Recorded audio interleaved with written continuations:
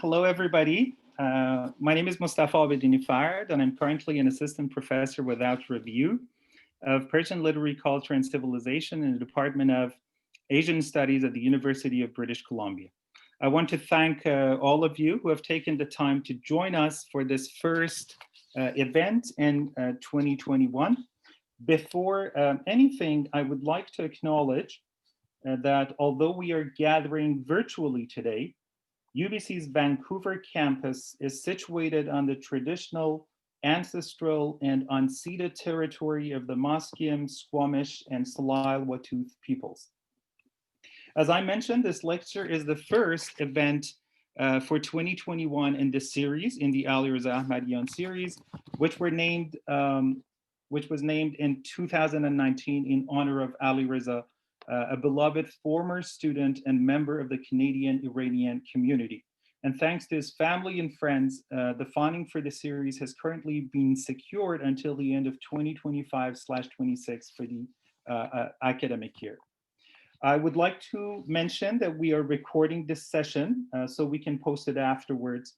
And please note that we are anticipating to finish this session by around 2:15 p.m. PST time today. And that makes it an anomaly in the series because we have 3 speakers today rather than just 1 speaker. We have received a number of great questions for our presenters. So they have incorporated most of these into their presentations already. However, please do type additional questions if you have any in the Q&A box at the bottom. And the sooner you can do this, the better, please. If we have time at the end, of course, we'll be happy to address those questions. I would also like to give a big thank you to our behind the scenes team of Sophie, Connie, and An, as well as Darius for today's subtitles, and Razman, as always, for the great poster design. Lastly, we presume that all attendees have already viewed the 13-minute film created by Amin and Ali, 2 of our panelists, as they will be referring to this in their discussion. If you haven't watched the film yet, you will still be able to follow along the conversation. However, we would really encourage you to do so, to watch the movie after the lecture. I think Sophie will be kindly posting the link in the chat box. I would also like to very briefly give an overview of the film, just in case. This is a short 13-minute documentary of a victim of sexual abuse in Iran. The victim remains nameless. As the description of the producer says, this personal story depicts the struggles to recover after childhood sexual abuse and the Iranian justice system's flawed handling of such crimes. At this point, I would like to introduce our panelists. Dr. Elham Naeej has a PhD in literature from the University of New South Wales, where she recently defended her dissertation on the representation of the female body in contemporary Iranian romance novels. Currently an assistant editor at the Journal of Popular Romance Studies, Elham's research interests include feminism and gender studies. Elham has been engaged with Iran's online feminist activism, including Iran's recent Metoo movement. Our next panelist is Mr. Amina Pourbarghi, who is a filmmaker. Born in Hamadan, Iran, Amina Pulbar is an award-winning director and screenwriter. He became interested in cinema with his presence in a short film at the age of 9. Amin received his bachelor's degree in film editing from Surrey University in Tehran. He then pursued his studies in the MA program in cinema directing at Vienna University, Austria.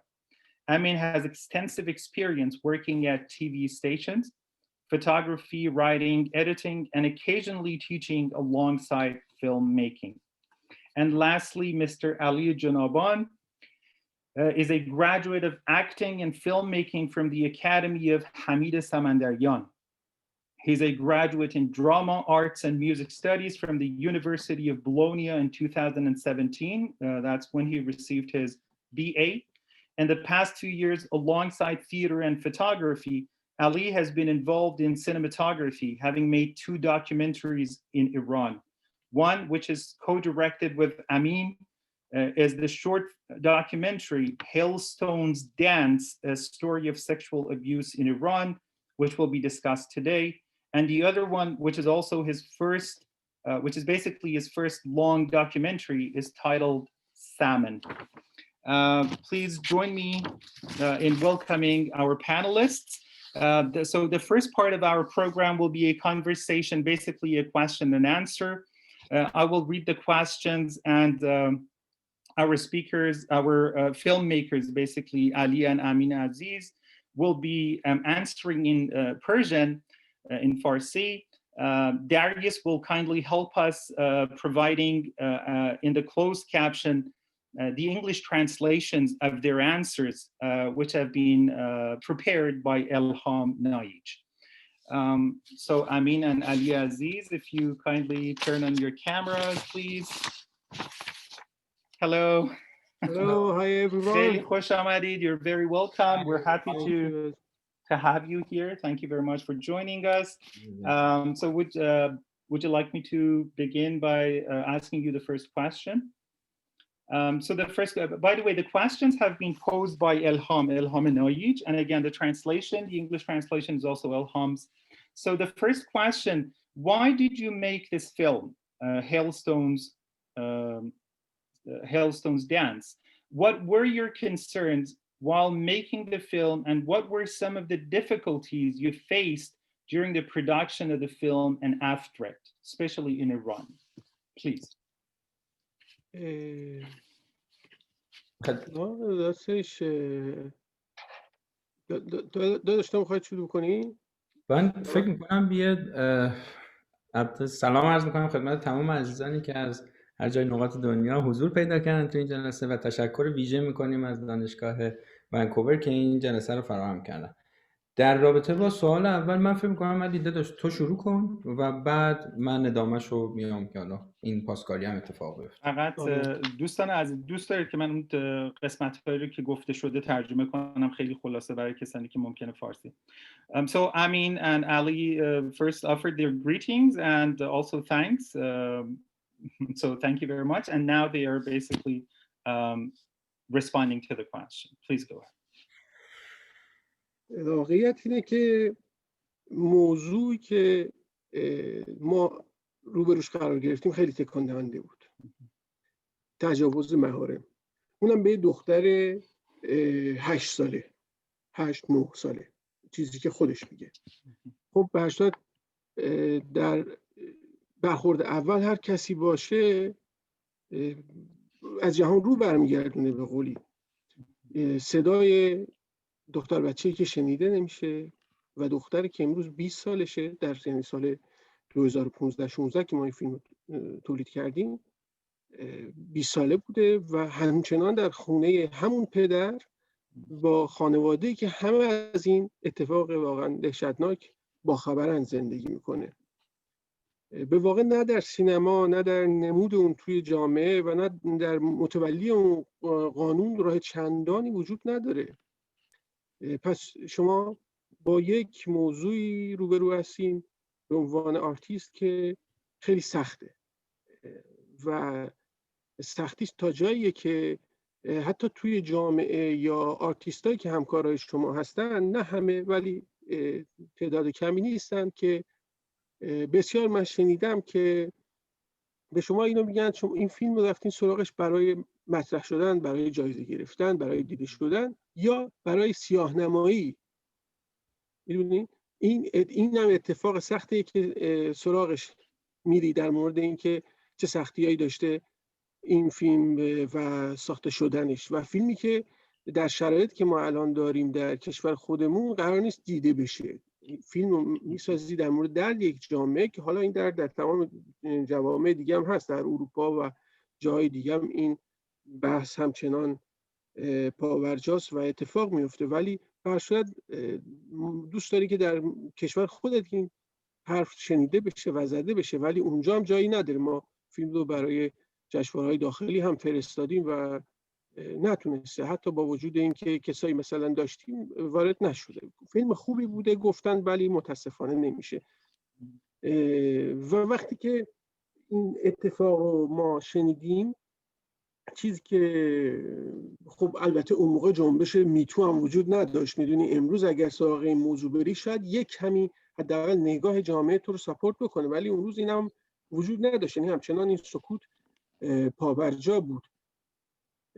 ولی تصمیم گرفتیم که بریم سراغش و وقتی که میدونی یه حقیقتی رو متوجه میشین به سختی میشه ازش دست کشید. من خب امین ابتدا با این اتفاق روبرو شد و 1.5 سال در پی این دختر خانوم بود تا راضی شد. حالا نه اینکه به اجبار، ولی میدونی یکی از چیزهایی که خیلی مهمه در اینجور کیس ها اینه که شنیده بشن، ولی ترس و جامعه و خانواده و همه اینا هستیه. ولی بعد از پیگیری های مداوم همین و صحبت هایی که حتما با هم کرده بودن، بالاخره اومد که داستانش رو نقل کنه برای اینکه شاید کمکی به دیگران بشه. خب ما رفتیم سراغ همچین اتفاقی با یک مصاحبه از همون دختر شیطونی که یک عروسکی هم به کوله پشتیش وصل کرده و تو خیابون راه میره. حتی به این فکر کردیم که شاید کلا دروغ میگه. واقعا با امین در مورد این فکر کردیم که نکنه دروغ میگه، نکنه همش ساختگیه. ولی بعد که سر میز نشستیم چند هفته بحث و جدل کردیم برای نوشتن، دیدیم که حتی اگر دروغ بگه، کسی که میتونه در مورد پدر خودش همچین داستانی رو چندین مرتبه واو به واو تولید بکنه، احتیاج به شنیده شدن داره، نه احتیاج به پس زده شدن. و مطابق این قصه در ایران بسیار هست، در خارج ایران حتما همه ما شنیدیم بسیار هست و این قصه ارزش ساختن داره. و رفتیم سراغش که این قصه رو بسازیم و مشکلات خاص خودش که از مجوز گرفته نمیتونی بگی این داستان رو میخوای بسازی تا کارهای دیگه که پیش رومون بود. یه نکته‌ای که من در ادامه مصطفی جان که فکر می‌کنم شاید Amin Jan, I'm sorry to interrupt you. میتونم یک لحظه I just want to remind our attendees if because it seems that one or two of them have been wondering actually whether there is closed captions or where can they find them, right? There is closed captions. You can see the subtitles. If you please go to the bottom of your screen on the right hand side, there should be an option called closed caption. And if you click on that and have it show the subtitles, you will be able to see the English translations of what Amin and dear Ali are mentioning. I'm sorry again for interrupting you. Amin Jan, please go ahead. یه نکته‌ای که حالا توی بخش تکمیل کردن صحبت‌های علی جان هم من نیاز می‌بینم که اشاره بشه. یه بخش ماجرا، خب بزرگترین سوالی که مطرح بود بعد از آشنا شدن با سوژه، چون قبل ترش من حدود تقریبا هولوش سال 2010 بود که احساس می‌کردم که تو فضای اجتماعی که حالا حضور پیدا می‌کردم تو مورد یک اتفاق جنون‌آور سکسی توی ایران داره میفته و شما اینو احساس می‌کردین، میشنیدی از افراد مختلف که خب خیلی برای من جذاب بود که بتونم این مستند در رابطه با این ماجرا بسازم که اومد و من تونستم به فاصله 7 نفر، اختلاف 7 نفر آدم به اصطلاح دختر قصه ما که حالا من اسم کوچیکشو فقط میگم که حالا مخاطبین در جریان باشن، با سحر قصه ما آشنا شدیم و مسئله‌ای که خیلی مطرح بود توی ابتدا برای من این بود که خب خود جایگاه من نسبت به موضوع و داستانی که دارم میشنوم کجاست، یعنی من قراره چه جایگاهی داشته باشم نسبت به این موضوع. و بعد این سوال ویژه‌ای که مطرح میشد این بود که خب این قصه میتونه دروغ باشه و اتفاقا همین مسئله یک جنبه وسیعی رو ایجاد میکنه تو اذهان عمومی که افراد بیشتر به این گرایش پیدا کنن که سکوت کنن نسبت به ظلمی که بهشون میشه، چون در ابتدا از مخاطبین، از آدمایی که قرار شنیده بشن این ریاکشن رو میگیرن که شما دارید دروغ میگی و شما حرفتون راست نیست. این مسئله اول بود که خیلی با یک تحقیقات خیلی ساده، یعنی اینقدر پیچیده نه، برای هر فردی ما میتونیم متوجه بشیم که علل خصوص، من اینجوری نمیگم فقط، علل خصوص تو جوامع میدلیستی این اتفاق زیاد میفته. اون هم خب به خاطر حکومت‌ها، سیاست‌ها و حالا مسائل مختلفی که میشه خب ساعت‌ها در موردش حرف زد. اما این مسئله نیست که فقط توی اون جوامع اتفاق بیفته. این یک مسئله کاملا برخواسته از انسانه که میتونه تو جوامع مختلف هم اتفاق بیفته و همینطور که توی جوامع اروپایی خیلی مسئله، یعنی شاید یکی از خاطرات همین فیلم باشه اکران این فیلم توی یکی از تلویزیون‌های اتریش بود که به من قبل از اکران جلوی فیلمو گرفتن و گفتن این مسئله تاپیه توی اتریش و خود اتریش با این مسئله مشکل داره و ما اگر بیایم این فیلمو با یه قصه جهان دیگه پخش کنیم مورد اعتراض قرار میگیره که چرا از خودمون مثلا حرف نمیزنیم. در کل خلاصه خدمتتون عرض کنم این که این خودش خیلی سوال ویژه‌ایه که اگر دروغ بگه فرد، که ما همیشه شاید تو معرض اینجور داستانا که قرار میگیریم ناخودآگاه ذهن ما میره سمت این و که اگر فرد دروغ بگه چه اتفاقی میفته. مثلا اینه که اصلا چه دروغ بگه چه دروغ نگه، ما این واقعیت رو داریم توی اجتماع. حالا این آدم میتونه جزء کاتگوری این واقعیت قرار بگیره یا میتونه قرار نگیره. مسئله ما فهمیدن این واقعیته که حالا ما مسئله‌مون رو سعی کردیم با بیان یک فیلم مستند خدمت مخاطب ارائه بدیم. چیزی که خیلی من فکر می‌کنم مصطفی جان به سوال‌های بعدی، حالا سوال دوم سوم هم بپردازیم بهتر باشه که بعد اونجا هم خب جواب‌ها با هم ترکیب میشه. مرسی. Thank you very much امین جان. امین جان اگر بشه لطفاً به اسکریپت محدود کنید خودتونو، ولی اگر چیزای جدیدی if you want to add more new things to your answer you're welcome to do so, but please give me a nod. یه ندایی به من بدین so I can also translate them or interpret them in time, right? But thank you very much. So we'll go ahead with the second question. How did you get to know the rape survivor? How willing was she to film her rape narrative? Did she tell you of her intentions to allow you to film her story? And why did she agree or want her rape story to be filmed?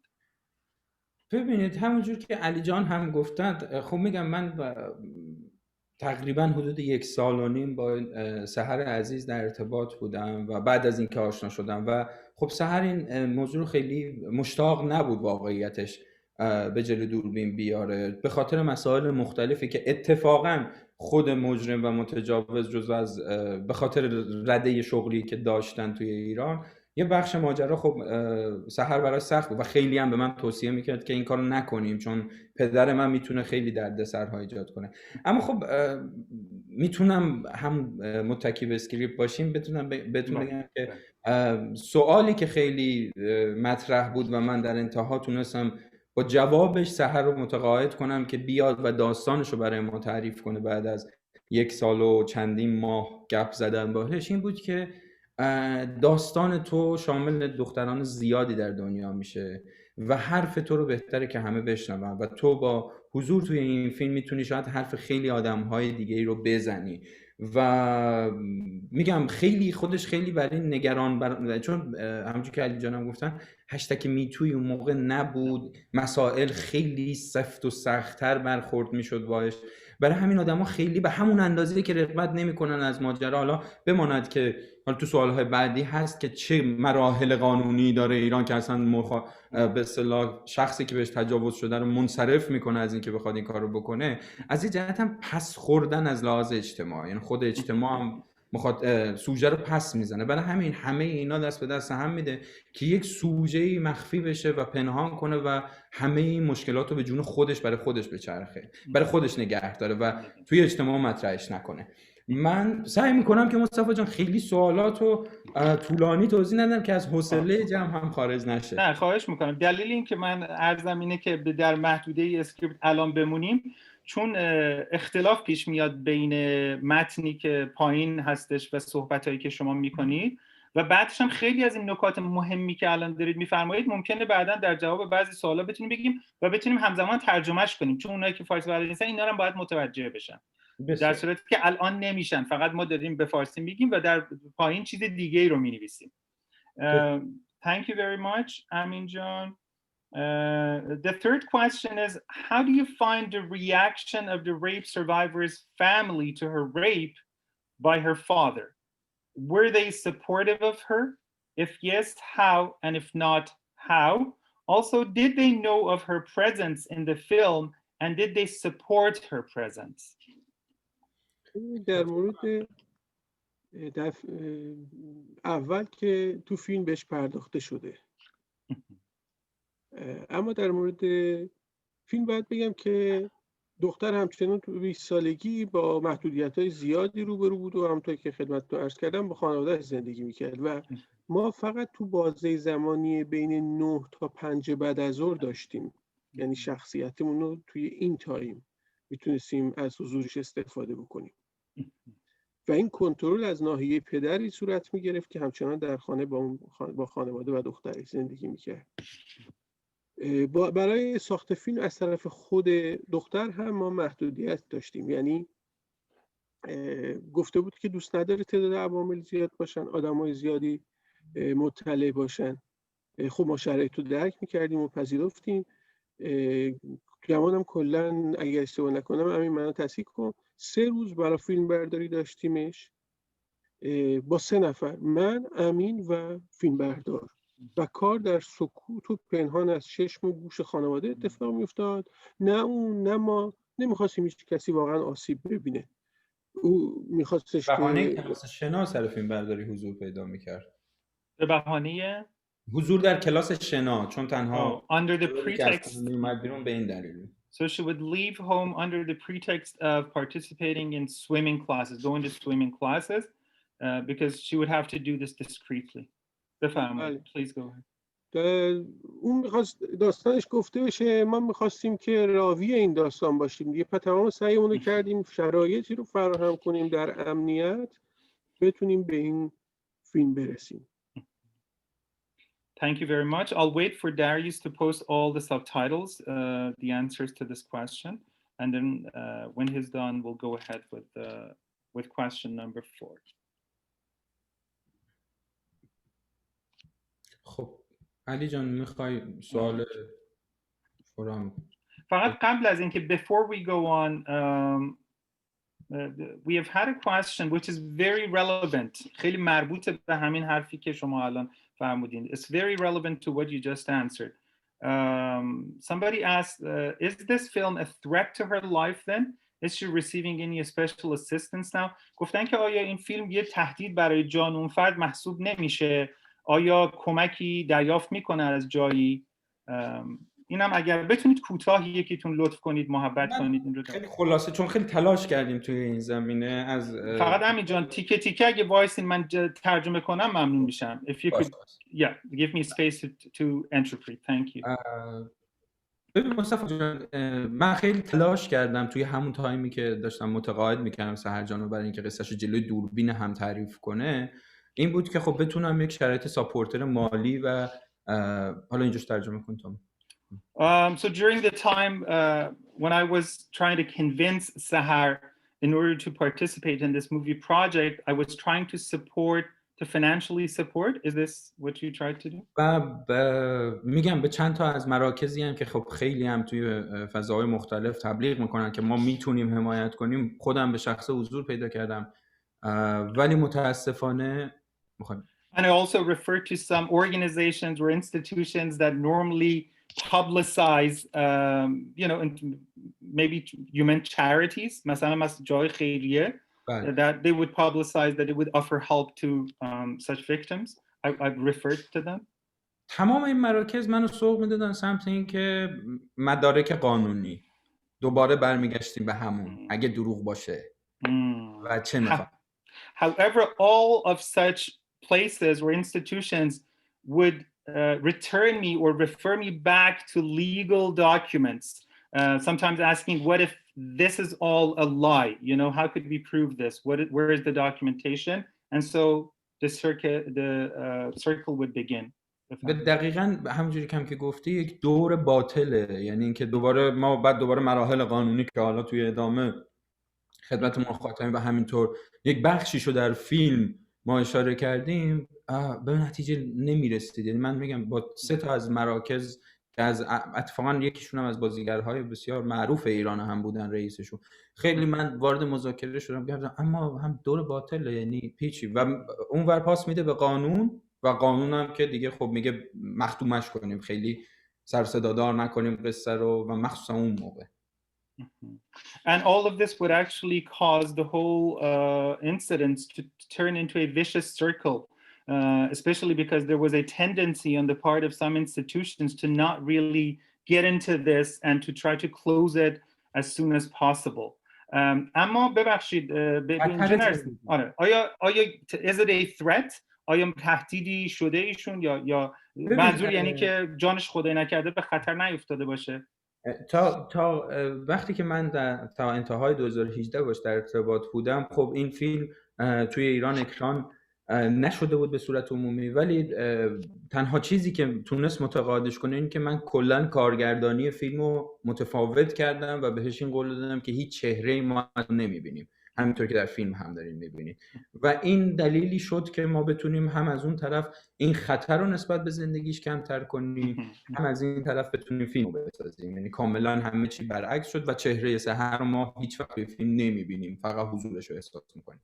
برای همین من تا سال 2018 که در ارتباط بودم خیلی دورا دور، خدا رو شکر که هیچ اتفاق بدی براش نیفتاده بود با توجه به فیلم. Okay. Until 2018, when I was still in contact with Sahar, fortunately, nothing in terms of like threat had occurred to her, and especially because we did our best. We tried our best to lessen the possibility of any threat by not showing her at all in the movie, but just she is there, she is present in the movie, but there is no indication of as to who this person is, nothing regarding her identity basically.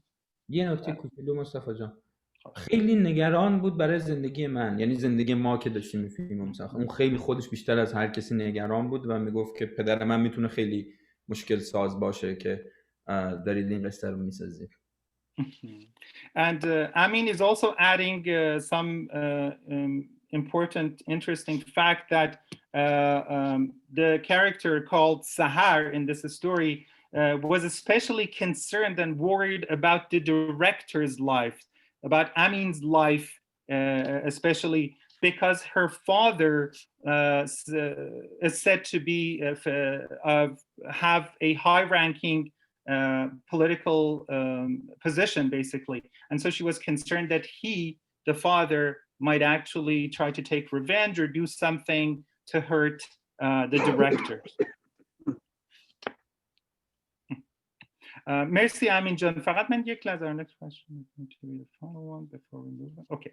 مرسی. میتونیم سوال بعد رو من خیلی سریع از شما بپرسم.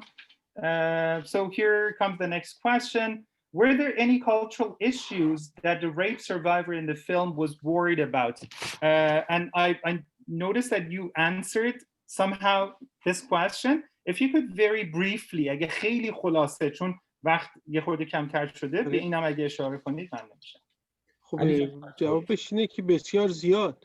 خب چرا خونه رو ترک نکرده؟ ببینید در یک جامعه‌ای که آشکارگی حقیقت در درجه چندمی قرار داره و پیش از اون به حیثیت اجتماعی و آبرو میپردازیم و پنهانکاری درش خیلی زیاده و توی همچین شرایط روانی اجتماعی این فرد زندگی میکنه، خیلی شرایط ویژه و سختیه. Thank you very much. Merci. Here comes the fifth question, and again, if you could please address this very briefly.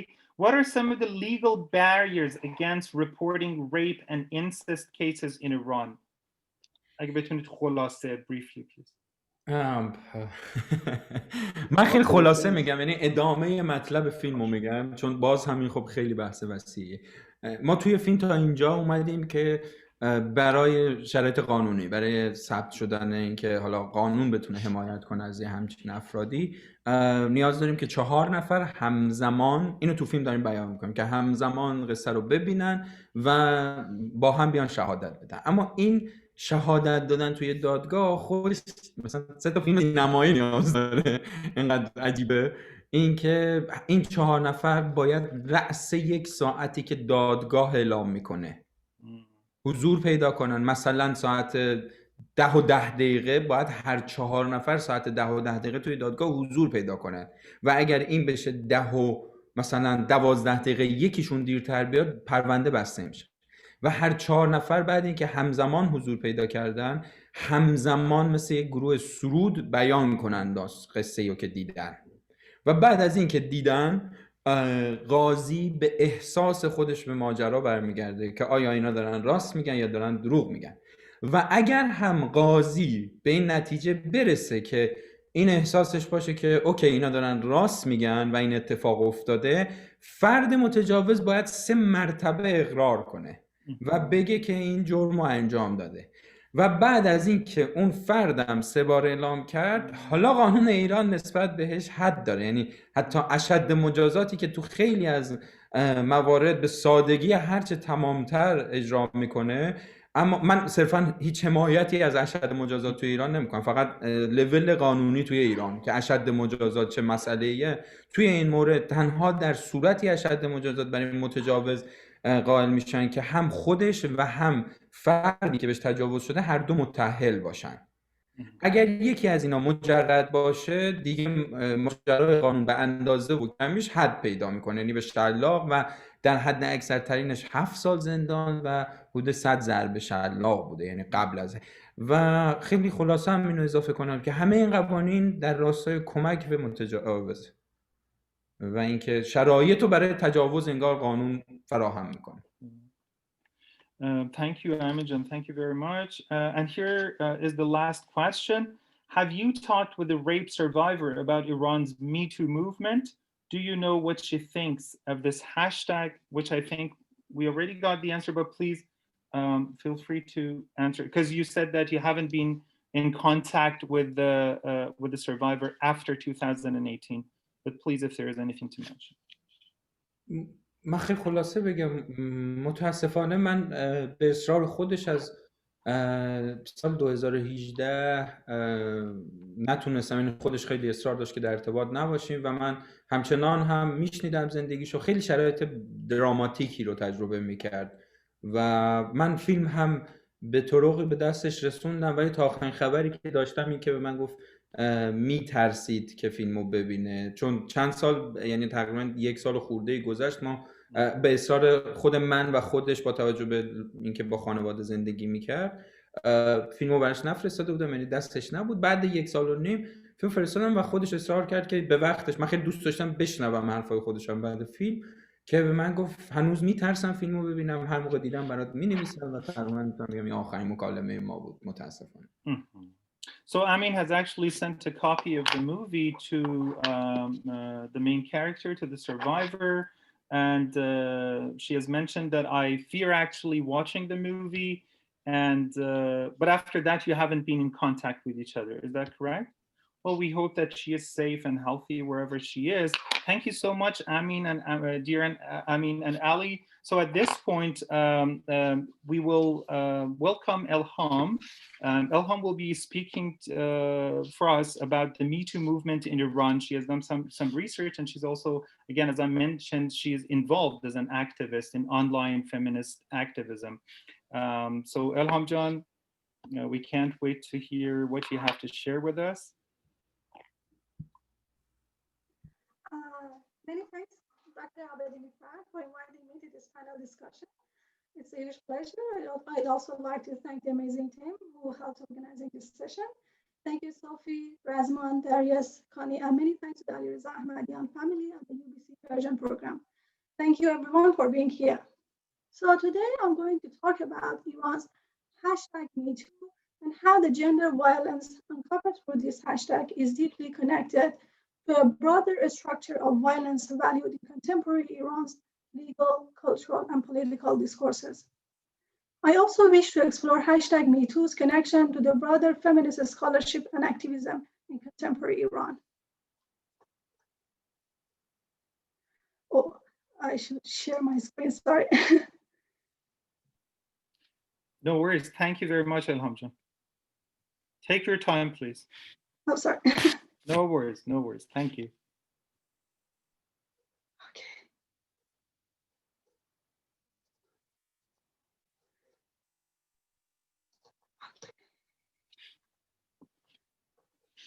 There you go. Okay.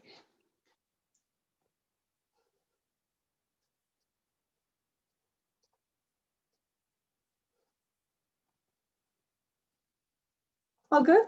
Yes, thank you very much. Okay. So,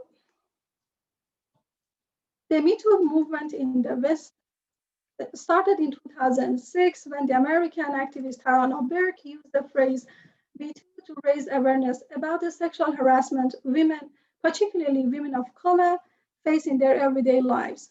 In October 2017, the hashtag Metoo became widespread in response to sexual abuse allegations against Harvey Weinstein when the American actress Alyssa Milano posted on Twitter, quote, "If all the women who have been sexually harassed or assaulted wrote Metoo as a status, we might give people a sense of the magnitude of the problem." With millions of times being posted online just during the first 24 hours, the hashtag went so viral on different social media platforms and engaged huge discussions in many different languages and cultures. Sadly, but not surprisingly, the magnitude was gigantic. The Metoo movement has been recognized as developing the hashtag internet activism. It was accompanied by a number of other hashtags, including hashtag MosqueMeToo, through which Muslim women narrated their relevant experiences in mosques, and hashtag HowIWillChange, through which men acknowledge their past wrongs against women. In October 2019, Iran's supreme leader tweeted that hijab is Islam's proposal to solve the issues raised by Western women in the Metoo movement. However, a while later, in August and September 2020, media around the world was reporting about Iran's hashtag Metoo. This was not the first time Iranian women took to social media using hashtags to share stories of their sexual harassment. To name only one example, BBC News Agency has reported in June 2018 and February 2016 of similar speaking out incidents. The silence that was broken back then was now eventually heard in 2020. At least part of the Iranian society was able to recognize sexual harassment as an unacceptable violation of women's rights. Iran's recent hashtag Metoo began when a documentary was shared online, Iran's Journalist Day in August 2020, which showed a group of female journalists uncovering their experiences of sexual assault at work. The video said 90% of female journalists in Iran had experienced sexual abuse at least once, and more than 35% of the harassments were committed by managers. Some of the abuses were from high-rank officials like the members of the parliament. Explaining her traumatic experience, one of these journalists says, quote, "Why do you put your hand on my shoulder when you want to talk to me? I wish I could cut off my shoulder and throw it in acid," unquote. Most female journalists often remain silent for many reasons, including the predominant culture that blames the victims of sexual assault, the inefficient legal system that complicates proving an assault case, and more broadly, the gender inequalities. Soon after, a female student of the University of Tehran used her Instagram account to post narratives of sexual harassment, amid which a rapist name kept recurring with the initial K.E., K1 Ahmadi. In most of the narratives, women were saying that he drugged and raped them in his house. In other words, in her Instagram stories, a serial rapist was discovered. It was here that the significance of the speaking out became more meaningful. The public outcry forced the authorities to take action against Ahmadi. Tehran police says he has raped 300 women, and more than 40 rape videos were found in his house. The scale of his abuse and the number of rape allegations against him struck him as a credible perpetrator, a monstrous other, and thus left the hegemonic construction of masculinity almost unattacked. Now he is about to be sentenced for spreading corruption on earth or fasad fil ars, which means he might be executed, a punishment that his victim survivors constantly say they oppose. His case lays bare some of the inefficacies within Iran's legal system. Meanwhile, others on Twitter and Instagram were narrating their stories with their real names or anonymously. Although the majority of the narratives were by women, some narratives were related to men and the LGBTQ community. Men, for example, disclosed rape narratives from their compulsory military service through hashtags such as Sarbazi Begu to make their narratives visible. Among the disclosures, some famous names were also called out. Sara Ummat Ali, the journalist, tweeted that she was assaulted by the well-known Iranian artist Aydin Aghdashlu in 2006. The artist rejected the allegations against him. In support of those who were sexually assaulted, the latest edition of Hushan Golshiri's Prince Ehtejab was reprinted without Aydin Aghdashlu's painting as its cover photo. 2 international film festivals rejected a documentary based on his life, and one of his exhibitions was cancelled.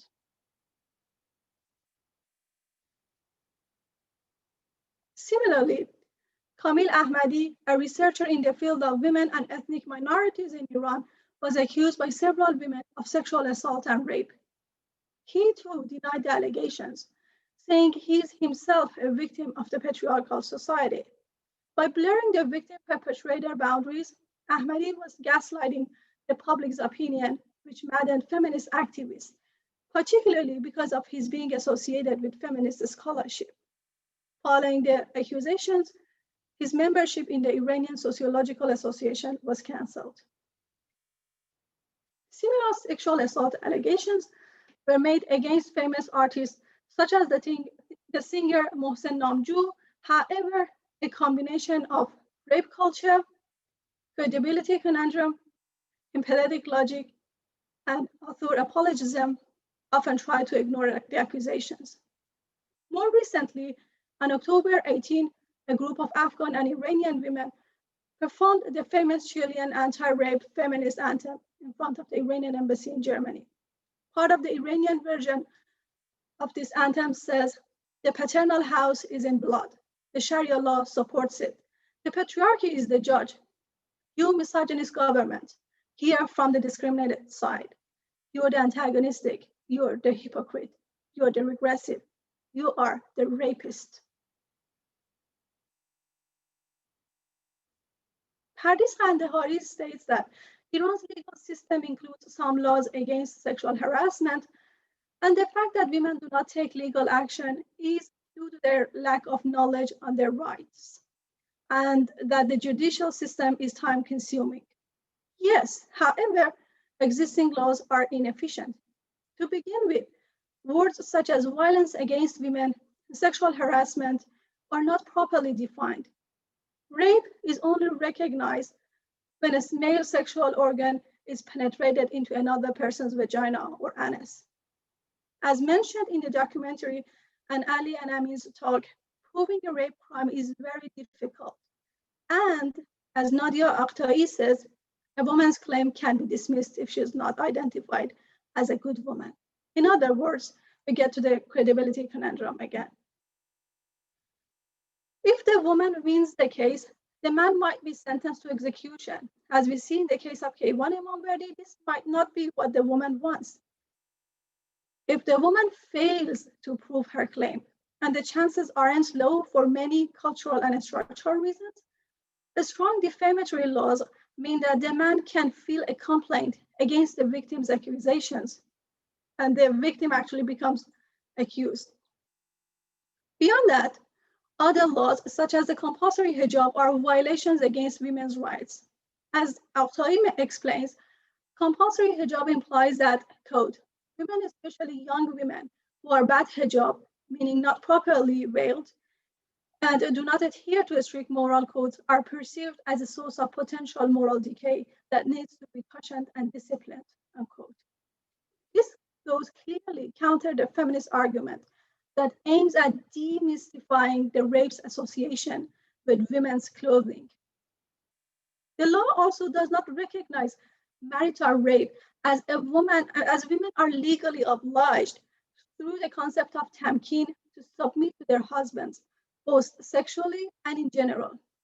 The law of tamkin, or submission, disregards women's consent, which is a key term in distinguishing rape and sexual assault from sex and sexual relationships. And as Zahra Tisro highlights, relates marital institution to violence. Criminalizing same-sex relationships, extramarital relationships, and non-marital relationships also means sexual assault within these relationships cannot be recognized legally, because when the relationship is criminalized, one cannot talk about abuses happening in that relationship. To begin with, the victim is a criminal in front of the law. The punishment for engaging in some of these relationships can at times be as harsh as flogging, stoning, and death. Iranian laws also legalize rape in the form of child marriage by reducing the age of marriage to 13, which is far below the age of consent. This inefficient law is further supported by taboos and cultural values. Taboos around sexuality adversely affect any discussion on the topic. Robab Rudsari's research demonstrates that such taboos lead to the denial and rejection of any discussion or education on sexual health in Iran. Similarly, Akhtai mentioned that there are no official statistics on the number of reported rape crimes in Iran. And Mehrangiz Kar says many instances of sexual violence, such as incest, are just swept under the carpet. The state also actively controls the production and circulation of any information on the topic. When in 2008, the famous feminist magazine Zanan, meaning women, published a report on 3 Basiji, meaning paramilitary volunteer men, raping a woman, it lost its publication license. Cultural values that evolve around concepts such as shame and honor and emphasize constructs such as virginity violate women's rights too. Iran's patriarchal culture considers rape as a woman's sexual contamination and a source of dishonor and shame for her and her family. Thus, victims of sexual assault and rape are silenced and blamed to avoid public humiliation, re-victimization, and re-traumatization. Carr highlights that in Iran, when a woman stands against sexual harassment, it is treated as though she is the reason for it. The practice of victim blaming emanates from the valued violence against women inherent in the rape culture. Rape culture normalizes male sexual aggression. Connor writes how, quote, being peaceable rather than violent, conciliatory rather than dominating, uninterested in sexual conquest, and so forth are considered as unmasculine. Not being masculine enough for men is a source of shame and a stigma. So men often become complicit, if not sexually aggressive, to embody the society's construction of hegemonic masculinity. In Iran, male aggression is further valued through concepts such as ghayrat, which is roughly translated as masculine zeal, as suggested by Dr. Abedin Fat. As Tisro suggests, ghayrat allows and actually valorizes men's control over women against sexual conduct. After the Metoo movement in the West, there have been calls for revisiting the legal system and gender roles. In Iran, there is still much structural and cultural resistance against such revisitings. However, women did not remain compliant and often blur the victimhood agency dichotomy in different ways, one of which could be these online activisms and speaking outs. The recent hashtag Metoo in Iran differed in some aspects from the previous incidents in Iran. It was a much more grassroots movement which engaged a larger part of the society and had a deeper impact. More people from different backgrounds and genders came forward. It led to a few legal actions, and recently the government, after many years of feminist campaigning, approved a bill to protect women against gender violence. Of course, there are many doubts about the use of this feel anyway. Some of those who were accused were pressured to issue statements against the accusations, though none really accepted their wrongs nor apologized, which added insult to the injury. The recent hashtag also was more systematic too, in the sense that from the beginning, support groups in different social media platforms gathered together to help the victims and their narratives be heard. I can refer to Twitter and Instagram accounts like Metoo Movement Iran, Bidar Zani, Harass Watch, and Metoo Iran. They referred victims to support groups. These accounts also raised awareness about cultural and structural issues that assist the rape culture by silencing the victim and empowering the rapist. The recent hashtag also led to more ongoing discussions among the people. Panel discussions like this were dedicated to the topic. For example, in an online panel discussion at the University of New South Wales, Zahra Tizro and Sahar Maranlou discussed the Iranian hashtag MeToo's strengths and shortcomings. Media outlets interviewed with rape survivors and feminist activists. The social media was flooded by updates about sexual harassment and rape. Hashtag MeToo can be critiqued for its being limited to a specific segment of society, which is inherent to the medium it used.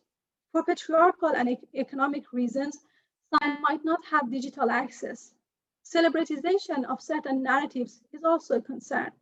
On the other hand, as we saw in the documentary, risks such as life threat meant that the Iranian hashtag MeToo did not include many narratives from the state-related segments of the society because these abusers have the economic, legal, and political power to threaten and silence the victim survivors. However, using Twitter and Instagram as a platform also meant a degree of democracy and political freedom for hashtag MeToo in Iran. In social media, it is not just the rape culture that is reproduced. Discussions around women's rights, sexuality, and sexual violence are also initiated against the hegemonic discourses. Within the context of Iran, as Babak Rahimi highlights, women find the internet as the alternative medium to express what is denied to them in public spaces. So Iranian feminist activists have moved to the social media as a counter-public to engage in an uncensored conversation with the people. These feminist activists supported the MeToo movement, the hashtag MeToo, and their support meant that despite the regime's censorial strategies around women's issues, the feminist messages were more broadly disseminated among the people. In hashtag MeToo, speaking is not an end in itself. It is a step towards challenging the silent pervasiveness of sexual harassment, a step that allows the society to recognize the structural nature of violence against women. Hashtag MeToo is significant in exposing the magnitude of the issue, that sexual harassment and gender violence is not an aberration. It is a women's everyday experience, and silencing victim survivors is not a solution. It is important to recognize the relationship between decades of feminist scholarship and activism in Iran with the recent hashtag MeToo. Several years of online feminist activism in Iran meant that many manifestations of gender violence, such as marital rape and sexual harassment, have become visible as violence, at least to a proportion of Iranian society. Iran's hashtag MeToo responds to and is indebted to this decades of feminist research and feminist activism. By bringing the personal to the public, hashtag MeToo made the personal political. It laid bare some of the gender inequalities inherent in legal system. Moreover, as seen in the case of Imamverdi, hashtag MeToo became connected to other political campaigns, such as hashtag Stop Executions in Iran. Women said what neither the patriarchal society nor the regime wanted to hear. They became dangerous as their personal narratives became performative social acts. Thank you. Thank you very much. Can you hear me, Elham Jan? Yeah. Okay, wonderful. Thank you so much for your very, very insightful talk. So you not only gave us an overview of the MeToo whether we could call it movement or not, that's something open to to discussion. But I would say Me Too movement in Iran, or the thriving Me Too movement in Iran. But you also delved into some legal and cultural barriers, which is very, very important. And that's what connects also this discussion to what Amin and Ali were also mentioning about some of the barriers they had, even in terms of depiction and showing a victim's story. At this point, we would like to take some questions if you're okay, and if Ali and Amin are okay with this. I think there was a short question for the filmmakers, and somebody asked, it's an anonymous attendee, somebody asked, does she, referring to the victim, the main character of the movie, she still live with her father? And Amin John answered, as far as I know, yes, she is still living with her father. There seems that we also have a few other questions. Some of these seem to be directed toward Elham. Nassim mentions, it's also interesting how a male-dominated and misogynistic academia supports these sex predators. Iranian women do not need such abusers, work on their lives, legitimize gender violence against them, and silence their histories. Do you have a comment on this, Elham? I totally agree with Nassim. She's absolutely right. Like the general atmosphere within academia, unfortunately, is male-dominated and misogynist. I don't say everyone, but like the general atmosphere is like that, and that's exactly why we need more discussions on the topic, more feminist discussions on the topic, and we need more women be heard. Yeah. Very good. Hale mentions, we can see, sadly, I think she's referring to the culture of shame and decency, what she calls dignity here. So she says, we can see, sadly, how this theme, shame and dignity, nourishes some soap opera cultural productions such as Del.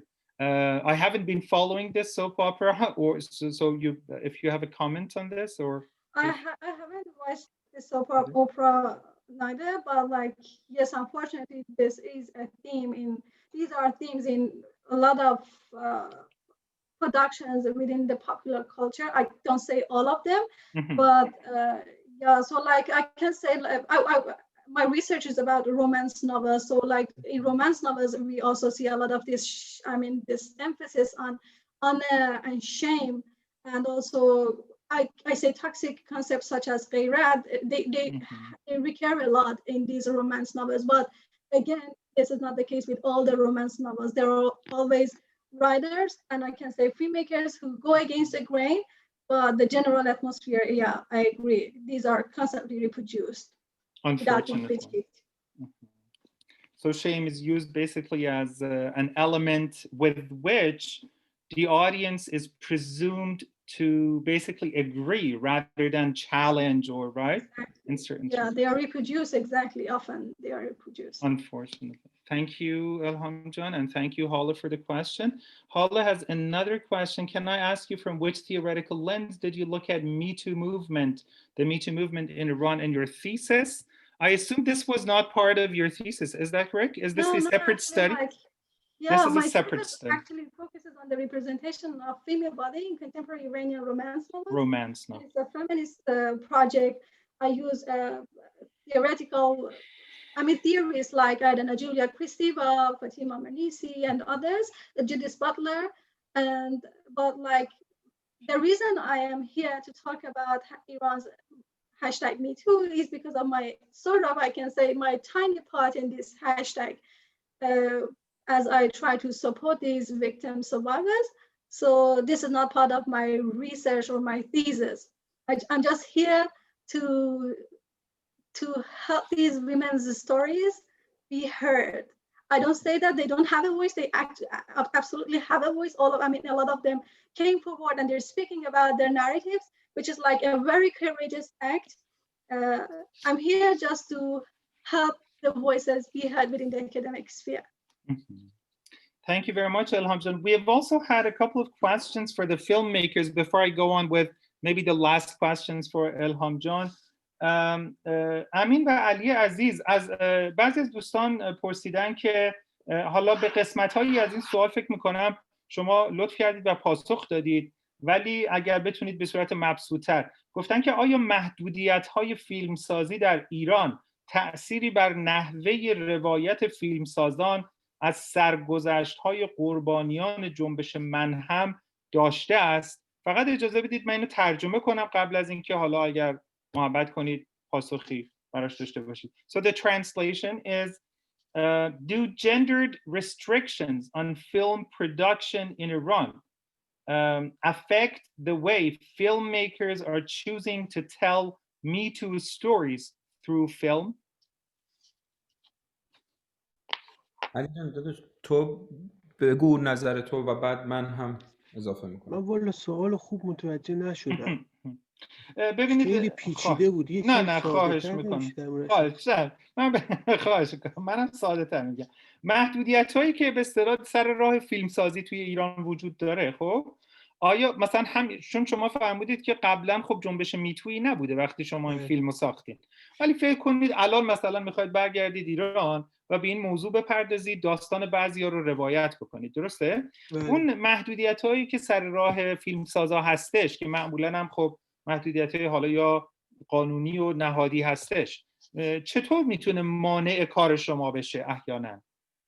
ببینید در زمانی که من به تازگی فیلم آخر رو تموم کردم، مثال از اون میارم که نزدیکتر باشه، حالا مثلا 5-6 سال پیش نیست و این روزها هست. فقط من تیکه تیکه ترجمه کنم. May I interpret again? So I'm giving example from my latest movie, which is called Salmon, because I have a fresh memory regarding this movie rather than in the past.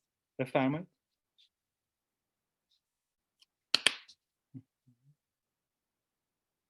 فکر کنم قطع شده تماس.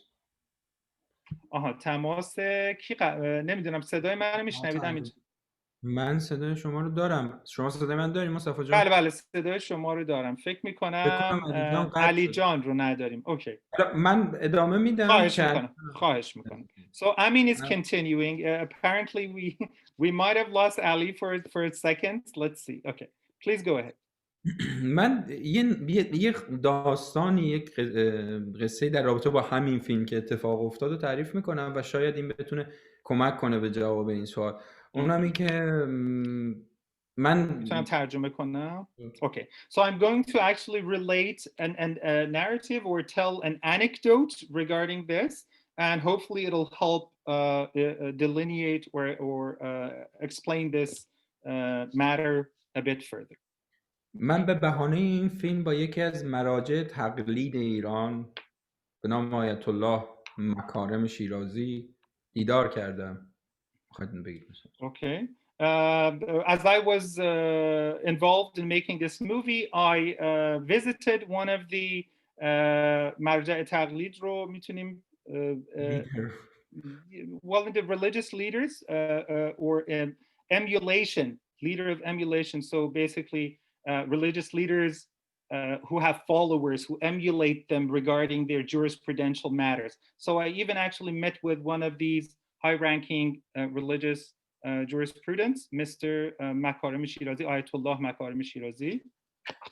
چون من دلم می‌خواست علاوه بر قوانینی که ایران، کشور ایران با اسم جمهوری اسلامی بر این اتفاق داره، قوانین خود اسلام هم بدونم، چون این میتونه تفاوت داشته باشه. و And my motivation, the reason why I did this, why I visited this Ayatollah, was because I wanted to know what are the rules, what are the jurisprudential rules within Islam, at least from the perspective of this person I'm adding, in addition to the legal rules and regulations in the Islamic Republic of Iran. یه داستانی رو تو جواب من گفتن که من در رابطه با این موضوع سوال کردم و گفتم دیدگاه اسلام چطورن. یک جوابی دادن که فکر کنم خیلی این جواب به درد این سوال بخوره. اونم این که گفتن یک بار گویا محمد پیغمبر اسلام به علی نقل میکنه که در یک جایی داره اتفاق تجاوز شکل میگیره و وقتی که علی حضور پیدا میکنه سعی میکنه از اون منطقه پشتشو بکنه و رد بشه و بعد برمیگرده پیش محمد میگه اگر اتفاقی افتاده من ندیدم. و نظر ایشون و دیدگاه فقه اسلامی نسبت به همچین ماجرای این چنین بود و میگفت اسلام تو رو دعوت میکنه که سعی کنی این مسائل خیلی نبینی چون جامعه اسلامی رو به فساد و از این حرفایی که خودشون خیلی زیاد میزنن میکشه. So in response to my question, that Ayatollah related an anecdote, a hadith, a story in the tradition, in the Islamic tradition, which I think might be interesting. He said that Prophet Muhammad once told Ali ibn Abi Talib, the first Imam in the Shiite religion, that somewhere there is a rape has been committed or is being committed. So when Ali understands about this, he turns his back to this incident and basically says that I am not aware of this. پشت میکنه به این قضیه، یعنی میگه من یا میره به اون مسیر.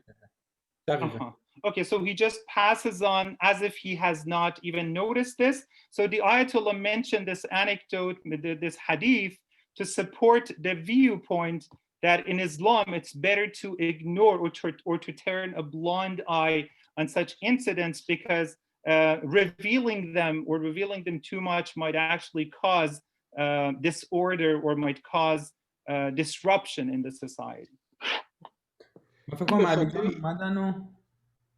Ali has joined us. این البته این نگاه در دین حالا اونو باید به نظر من به نص صریحش مراجعه کرد و فهمید، ولی ما از بچگی شنیدیم که چون من خودم از شهر قم میام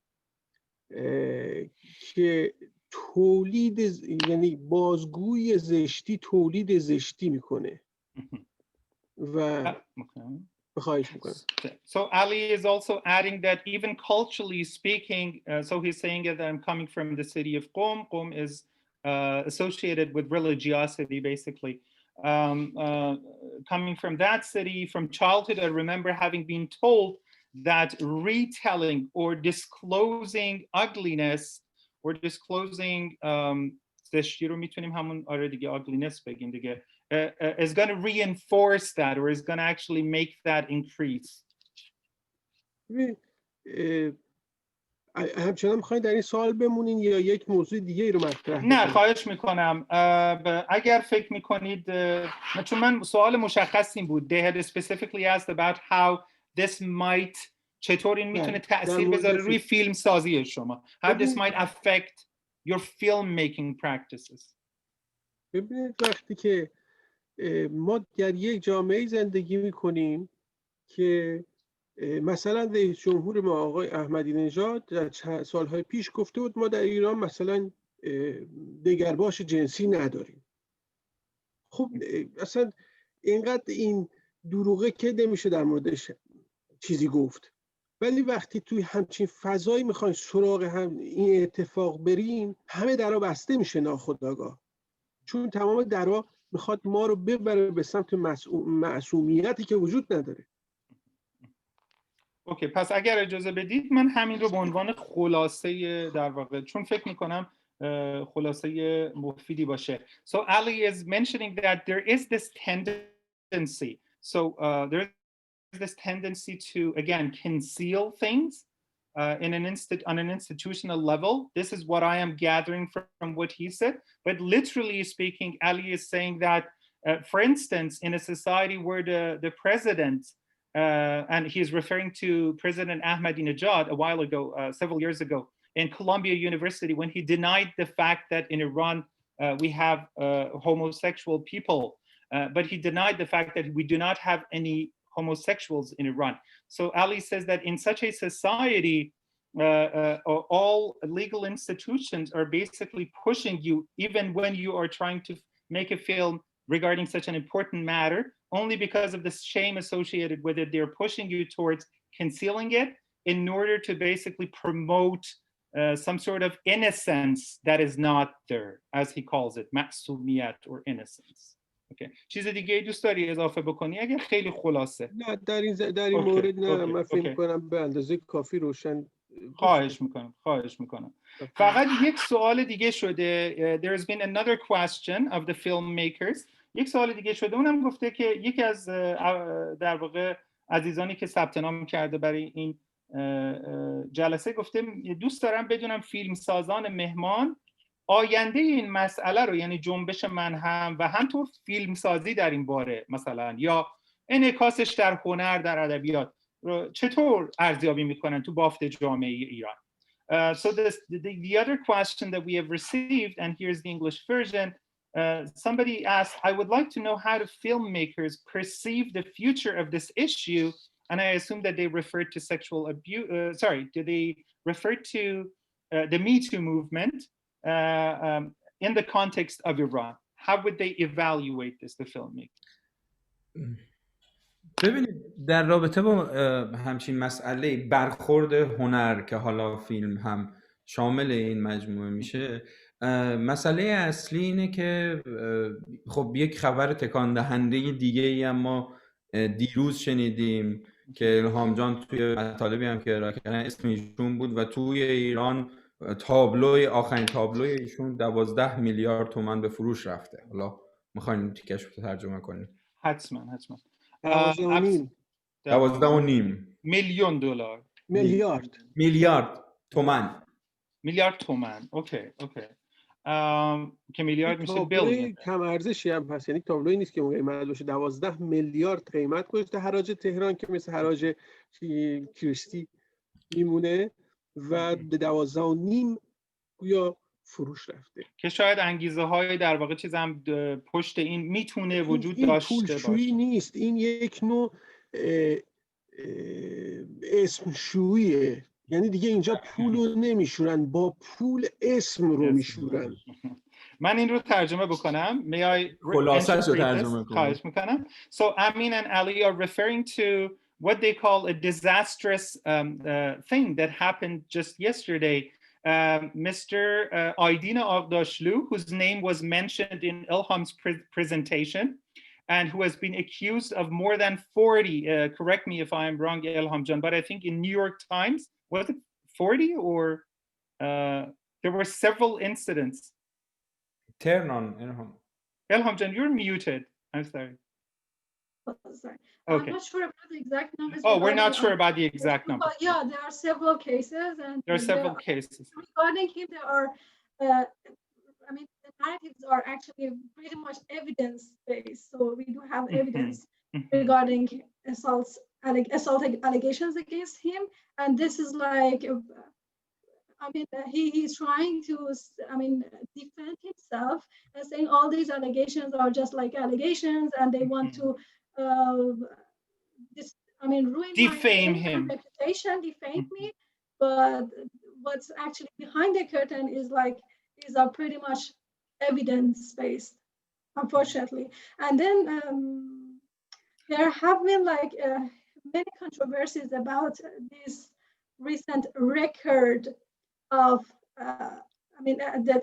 his painting auction. There have been very controversies. Like some thought that this is like a sort of ignoring Iran's recent #Metoo. On the other hand, some were saying that who was this buyer? We don't know who this. Before we go on, you're giving us really good information, but the context, can you tell us? Because Amin and Ali referred to this in Persian, but for those who don't know, yesterday, what exactly happened yesterday regarding Aydin Aghdashlu? So yeah, one of his paintings was on auction, and it was sold for like 12.5 billion tomans in Iranian money currency. And this created huge controversies on social media. As I said, women, and particularly #Metoo movement in Iran, they considered it as a sort of like an offense to these women, victim survivors, and also a support of the rapist. So they saw it as a support, I mean, a sign of the rape culture that supports the rapists and tries to silence women. On the other hand, there were some people who were saying, who were curious, who was this buyer? This question is important because, like, we don't know actually, and this buyer might be someone related to Aghdashloo himself, and then this might be because, like, a couple of days ago, actually, Aghdashloo wrote a statement on his website trying to say that all these allegations against me are just allegations. They want to defame me. They want to ruin my reputation. And then we have this event, this auction event. So some people were saying that maybe the buyer is someone related to him. So we don't know. To, like, sort of, as I said, ignore or at least belittle these women who were raising their voices against him. I see.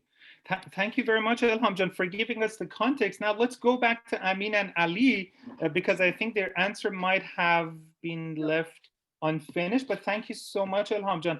Amin and Ali, در جواب اون سوال مثل این که میخواستید اضافه بکنید مطالبی. مصطفی جان، برخورد هنر با این اتفاق، این داستانی که الهام جان تعریف کردن، برخورد هنر با این ماجرا بود. اما من میخوام بگم هشتگ میتو توی ایران صرفاً مرتبط به یک اتفاق نیست، یک ماجرای کاملاً انسانیه. چرا؟ چون که من میگم بعد تو خلاصش رو ترجمه کن. چون که من میتونم به جرئت بگم خیلی آدمی نیستم که 100% آمار همیشه 100 بگم، ولی شاید این یکی از اون مواردیه که میتونم 100 بگم. شاید 100% دختران ایران با توجه به تعریف ماجرای تجاوز تو جوامع بین المللی شامل این هشتگ میشن. یعنی ما تو جوامع بین المللی که تجاوز میتونه کلامی باشه، نگاهی باشه، اگر این اتفاق هم توی ایران شامل شده، ما تمام دختران تقریبا 100% شامل این هشتگ میشن. یعنی ما دختر خانومی رو توی ایران نداریم که تجاوز چشمی یا تجاوز کلامی در حداقل ترین حالتش براش نیفتاده باشه. حالا دیگه ترجمهش کنم. So Amin John, Amin is, he believes that regardless of anything, the Metoo hashtag in Iran is a humane thing or movement or whatever you can call it. It's something that needs to be taken seriously. And he has actually asked me to just summarize what he said. But the main point he's referring to is that considering the minute and exact definitions that are internationally accepted, we can say that, and again, this is, I'm just quoting, that 100% of Iranian women seem to have experienced some sort of abuse or some sort of sexual abuse according to those those definitions, the internationally accepted definitions. من یه چیزی باز کنم اینجا در مورد مستقیم در مورد سوالی که پرسیده بودن. فکر میکنم این بود که این جنبش میتو چقدر کمک میکنه به اینکه فیلمسازا به این مورد بپردازن. درسته؟ آیندهش رو چطور ارزیابی میکنید؟ ولی وقتی که هر اتفاقی در جای بولد میشه، بیشتر در مورد صحبت میشه، خب همچنان که مثل ادورتایزینگ میمونه دیگه، مثل این چیزی که مردم احتیاج دارن تبلیغات میره به اون سمت. خب آرتیست هم وقتی که میبینه ذهن مردم، روان مردم، نمیتونم روحیه مردم، حالا اون آرتیست یا کسایی که دنبال اینن که بر مردم جلب رضایت تنها باشن، اونم میره سر اون کارا، مثل همین سریال‌های آبگوشتی که تلویزیون میسازه. ولی وقتی که مردم توجهشون جلب میشه، فضا واقعا بازتر میشه برای آرتیست سراغ یک مسئله خاصی این چنینی بره. پس معتقدی که در هر حال یک کمکی خواهد کرد، یعنی فضا رو بازتر میتونه کمک میکنه. هم سوژه راحت‌تر با مثلا فیلمساز کنار میاد، هم مردم به اون فیلمساز وقتی اینو میفهمن کمک میکنن، هم فیلم قابل عرضه تر به بازار هست. اوکی، پس بذار اینو ترجمه بکنم. خواهش میکنم. مردم کمک میکنند و فیلم هم قابل عرضه تر میشه. علی جانم فکر کنم البته الهام جانم نکته‌ای دارن که میخوان اشاره کنن.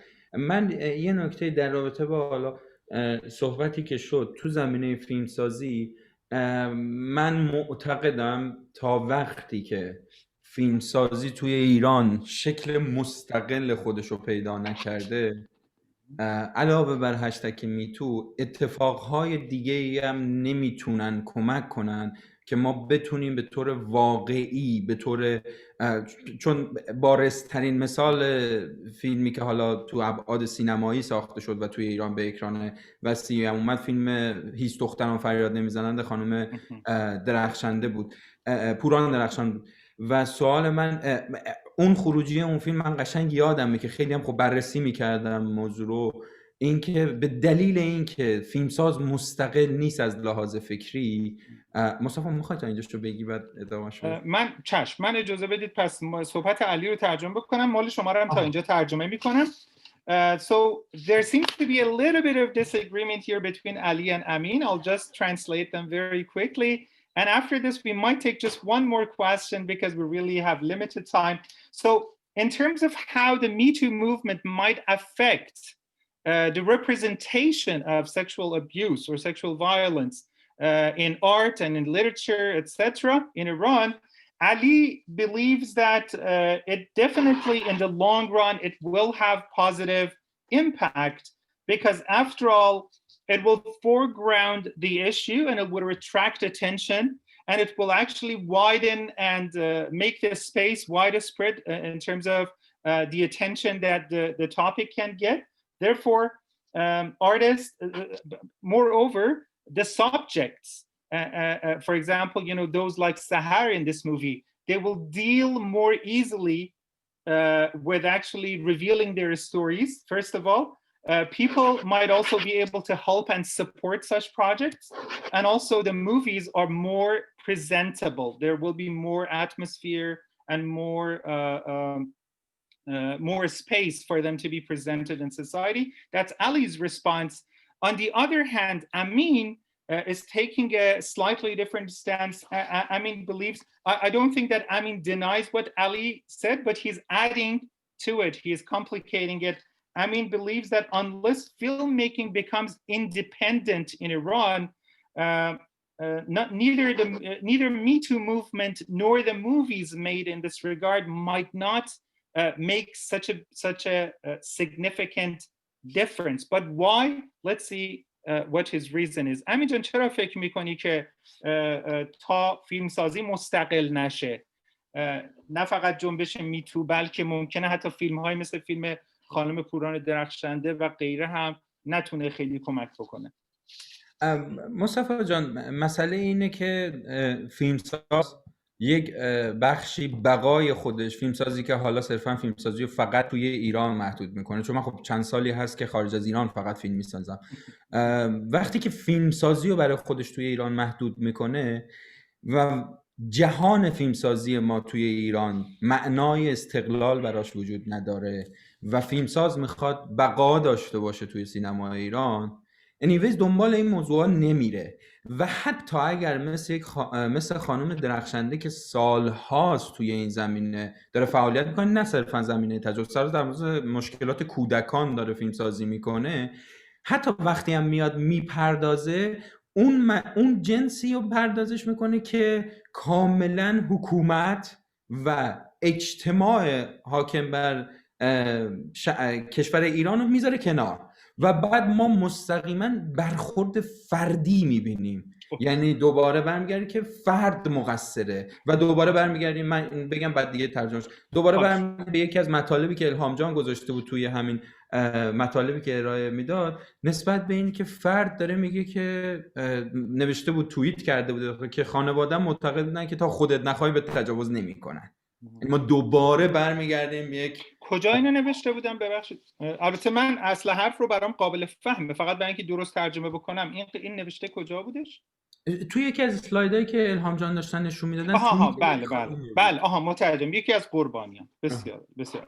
So I mean again in support of his response to the question of how the representations in art and in literature might affect society, he believes that unless we have independent filmmaking, and by independent for those who might be curious, he means basically independent of state support or under the state effect, in a sense, the Iranian state.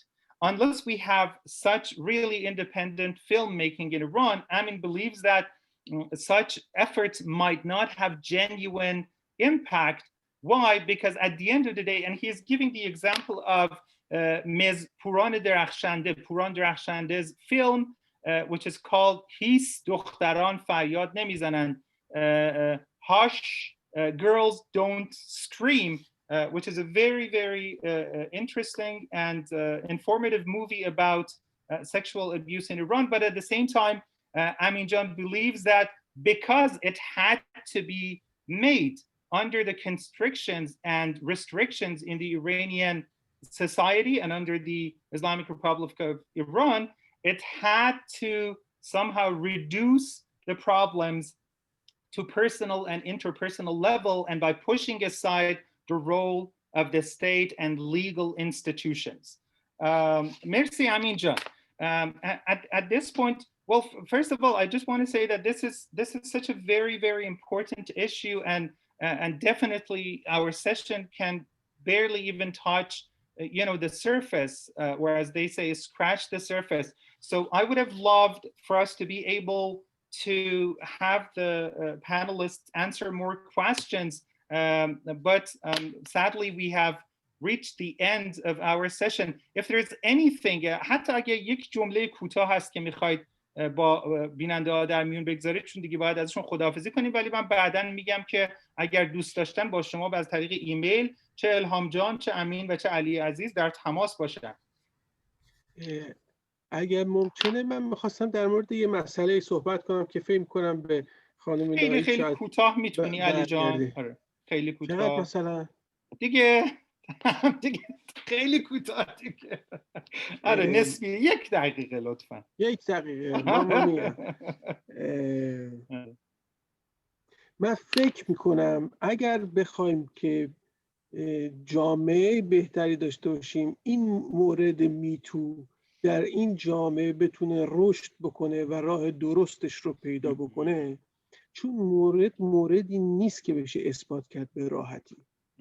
و حتی ممکنه کسایی که امروز خودشون رو ضربه دیده میبینن از اون طرف قضیه، یعنی کسی که بهش معتقد به من تهمت زده شده که من متجاوز بودم، واقعا نمیشه ثابت کرد. تو خیلی از کیسا کسی متجاوز بوده، همچنان نمیشه کتمان کرد که این کارو نکرده.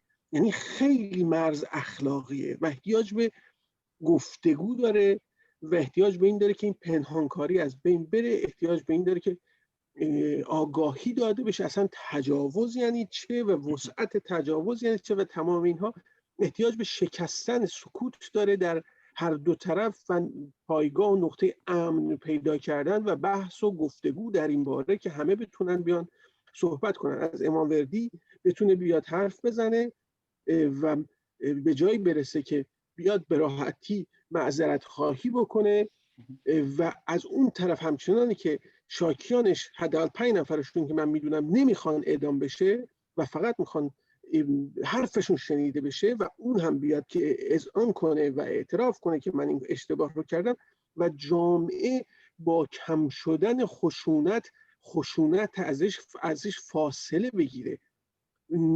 میدونین خیلی وقتا آدم ها اینقدر از هم عصبانی هستند، مثل یه دعوا تو خیابون یه نفر دارن میزنن بقیه میگن بزنش پدرشو در بیار. آره، بعد یکی هم مثلا بهش یه چیزی گفته شد به من کیوان اماموردی رو مثلا میشناختم، به من تماس گرفته شد که آقا اینو نشرش بده فلان شده رو. اونم مثل من دوستش بود، یعنی میشناختش، دانشگاه تهران دیگه همه همدیگه رو میشناختن. ولی یکم دست نگه داریم، بریم بخونیم، بریم ببینیم و اینقدر این کیس مهمه که باید به کسی که ضربه دیده، خشونت بهش روا داشته شده اهمیت داد. اصلا فکر نکرد که دروغ گفته، در آغوشش گرفت، جامعه در آغوشش بگیره. همچنان که کسی هم که گفته میشه مورد یعنی تجاوز کرده هم باید همین آغوش براش باشه، برای اینکه بشه به نظر من خشونت کم بشه. So I will try to interpret this very briefly. I know that I can't say everything, but Ali believes that more than anything else at this time in the Iranian cultural and societal context, we need to, first of all, he defends the stories in Metoo movement. Those stories need to be told and they need to be heard by everyone, but at the same time, he also believes that the perpetrators' words, whatever they are, they should also be heard. And he is also inviting the society to avoid judging too hastily, and instead to inform themselves and to increase their awareness and consciousness and knowledge of what is meant by sexual abuse, what are the definitions, in order to reach some sort of consensus, in a sense. So basically, more than anything, again, he is inviting the society to listen and to avoid judging hastily. I would like to end by Elham. Elham Jan, if you have anything in response to whatever has been told so far. And I know that all of you have received other questions by the attendees, but I would have to apologize to them, and I'll let them know that they can actually reach all of you through your emails later on. But is there anything you would like to say as the final remark, Elham Jan? Yeah, sure. So I just want, I'm going to say very quickly, sorry, adding to what Amina and Ali were saying, I'm very pessimistic about what if we're going to have any positive change at the legal level because of the political barriers we have under the current political regime. But like I see many positive changes happening at the cultural level. So like when 2 decades ago, someone like Mahzad Eliasi came and talked about the sexual assault that she experienced, the society was completely silent about the issue. Then after some years, when Shina Shirani talked about the sexual assault that she faced in Press TV, then there was some voice being heard in the society, but eventually there wasn't much support. So she says from her own personal experience that a lot of the comments she received was basically victim blaming. Mm-hmm. But now, this time with this recent hashtag #MeToo, there is much more, I can say, support, at least, looking at the social media, I see a lot of more people, Iranian people, are supporting these victims of sexual assault. So I see positive changes happening at the cultural level. And this is like good news, at least. If we have resistance at the political level, there is hope at the cultural level, I think. Wonderful. Thank you so much. Who knows, maybe the grassroots, basically awareness and consciousness of this matter will at some point also force some change from the top as well, right? Exactly. Some people, it depends on how we see change should happen in a society. Some say it should happen, it happens from the top level and it goes down. And then some say it's the other way around. Change happens at the base of the society and then it affects the system, the regime or the state or whatever. So I think change at the cultural level can remain, be more meaningful. When it's forced from top, then the society might just reject it. And this was something that we saw in the previous regime. For example, Reza Shah tried to, his forced unveiling in Iran saw a lot of backlash from the society. And that was not something the society was ready for that. And now in this regime, we see a lot of resistance against forced compulsory veiling. So I think the society, the culture should be ready for change. Wonderful. Thank you so much. And again, I hate to finish this discussion, but I have to.